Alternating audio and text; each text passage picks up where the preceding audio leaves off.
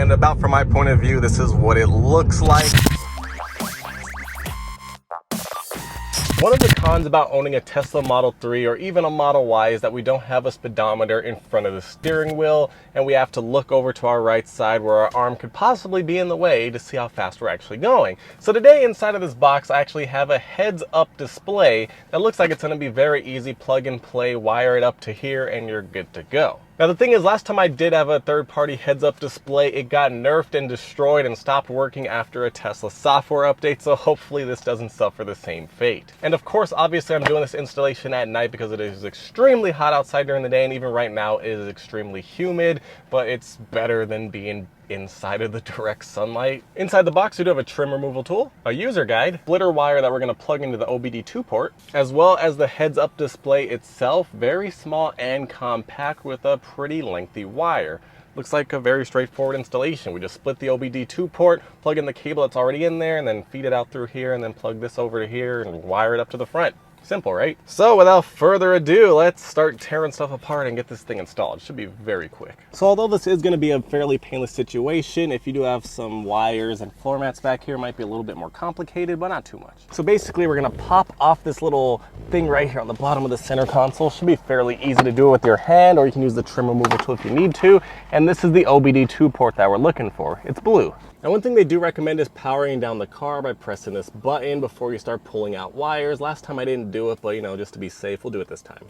And then once you do that, do not sit in the seat or do anything that'll turn the car back on. So once you have the car powered off, we're just gonna unclip this little pin here and then pull out the blue wire. There's this little blue piece right here that you're gonna press in to unlatch it and then pull it out. Just like so. Very easy, and now the power to the car is completely gone. Next, we're gonna grab our new wire. We're gonna feed in the male end into the car. Same way as the blue one. Just get it plugged in, clicks into place. Take our blue wire, feed it back into this white one so we get the connection back. And as you can see, we have power once again. That means everything's working so far. Next, we're gonna plug in our heads-up display into the wire that we just plugged into the OBD2, just like so. Connects, and as you can see, we do have power. It does say we have 84% charge on the car right now, so it is working. Now one thing I do recommend before you start feeding the wire and closing everything back up is put your foot on the brake, make sure you activate the car, and make sure all the stuff is working on the heads-up display. You know, just in case an update happened to break it. So as you can see, we have 84%. It says we're currently in park. Next, I'm gonna switch it into drive. Okay, it says drive. Very nice. Looks like things are working. If I go into reverse, neutral, okay, everything looks to be working fine. So now that we know everything's working, we're gonna get this cover put back into place. Make sure you have that wire tucked away in there so nothing gets hurt. Should be very easy, just pop it back on. Although we do have this new wire feeding out the side. And just like that, we're ready to go. Let's feed the wire up to the front. So what I'm gonna do to keep this as cleanly as possible, I'm gonna feed it underneath the floor mats to keep it out of the way. Feeding it up the side of the car, gonna tuck it underneath the floor mats, run it up the side and up into the air vent. So as you can see, we got it running underneath the floor mats, through the side of the floor mats over here, coming over to the front, going along the side floor mats, up here, up the side, tucked away inside of here. We do have a little bit of wire protruding out from right here, and then over to the center. So very easy. If you don't have floor mats like this, you will have to tuck it underneath of the trim, but it's relatively easy to pop off. And now that we do have the clean installation, let's hit the brake. Oh wow, there we go, 83%.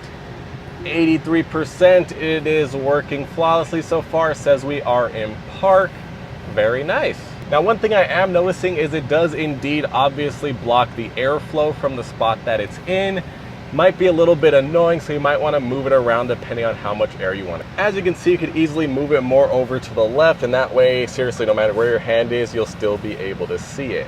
Very nice. Now one thing I am noticing, it is pretty low. I do prefer heads-up displays that project it onto the windshield so you don't actually have to look down, because you do still have to look down with this. But you know, it's still right in front of you and you don't have to look over to the right. But the good news is that it wedges directly inside of the air vent perfectly, so that way it's not going to be going anywhere. All right, so now let's pop this thing into drive and hit the road and put it to the test. 83%. It switches into miles per hour. Very nice. Looks to be very accurate. Okay, looking good so far. As you can see, at night it just blends in perfectly and you can't tell that anything's there other than some floating numbers right there. That's pretty nice. Come to a stop, turn on our turn signal. Okay, very nice. Green turn signal flashing there. All right.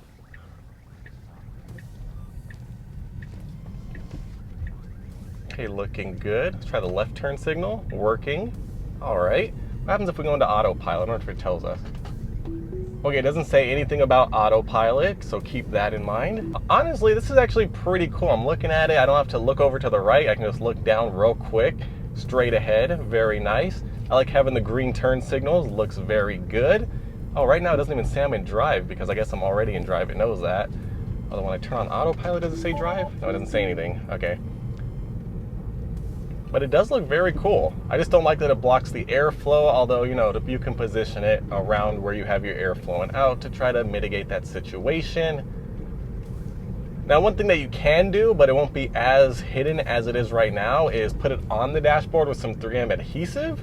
That way you still have the speedometer on your dashboard, although you will see the wire, and it won't be tucked away inside of the air vent, out of sight, out of mind. So, you know, it's up to you depending on if you want more air or you just want it to be more sleek. You know what? Let me actually try this out. Let's turn on the hazard lights. Okay, hazard lights also work. Very nice. So let's turn onto the road real quick. I mean, this thing just looks really great at night because you can't see it at all. All you see is the numbers. It just blends into the darkness. Very nice. So as you can see, this is pretty much my point of view. I can see it right down there while I'm driving, no matter where my hand is on the steering wheel.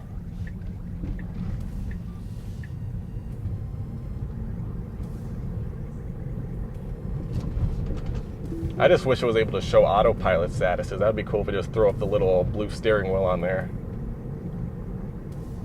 Because right now you have to glance over here to see that autopilot's on.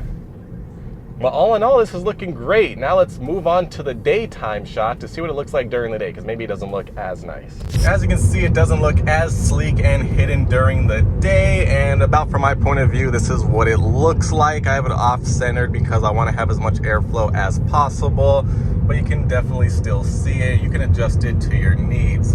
Definitely does look pretty cool though if you want to display. All right, so all in all, this is a very nice, very straightforward, and extremely easy to install heads-up display. Now, the reason I'm not really calling it a heads-up display per se is, to me, a heads-up display has it projecting onto the windshield so you don't have to look down whatsoever. You just keep your eyes on the road. Here you do have to glance down a little bit, although it is still safer and better than having to look over to the right side, especially if your hand happens to be in the way and you can't see how fast you're going. It does look cool, very minimalistic. It works very well. It tells you the basic stuff you need to know, whether you're in park, drive, reverse, neutral, etc. I don't know if there's anything else in a Tesla actually, other than autopilot, which isn't an option on there. But it tells you your battery percentage when you're not driving. It tells you how fast you're going, whether you're going forward or in reverse. And one of the things I did notice is once you pass about 10 miles per hour, the park reverse insignia does disappear, and it just tells you how fast you're going, because obviously once you're going that fast, you know that you're in drive or reverse, so it doesn't matter, and it keeps it nice and simple. So all in all, with everything said and done, the ease of installation and that it's actually working well, I could definitely recommend it if you want a very small and compact heads-up display for your Tesla Model 3 or Model Y. Because remember, it's very easy to install. Anybody can do it. Seriously, it takes under 5 minutes. You just have to run the wire up to the front and you're good to go, and that's extremely easy in a Tesla. Now remember, the only con is that it does block airflow, so you do have to position it in a certain spot so you can still get maximum airflow, and it's pretty easy to figure out. Unless you want all the airflow, then, you know, just stick it onto the dashboard and you still have a heads-up display. It's just not as nice and tidy. But if you're going to pick one of these up, let me know how you guys like it, how easy the installation was, and if you think it's useful or not. Because for me, I honestly don't think I needed it, but it is pretty cool. And we'll see how I do with this summertime heat and if I have enough air while this thing is in the way.